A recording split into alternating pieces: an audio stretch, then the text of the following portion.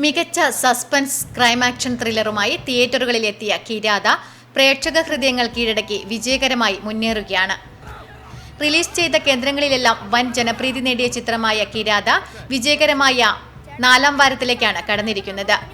പയ്യന്നൂർ രാജധാനി തിയേറ്ററിലും കിരാത പ്രദർശനം ആരംഭിച്ചു.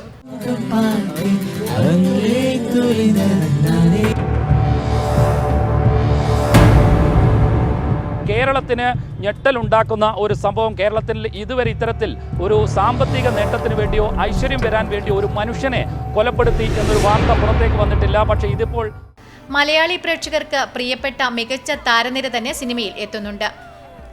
ഓരോ അഭിനേതാക്കളും തങ്ങളുടെ കഥാപാത്രത്തെ ഏറെ മികച്ചതാക്കി മാറ്റിയിട്ടുണ്ട്.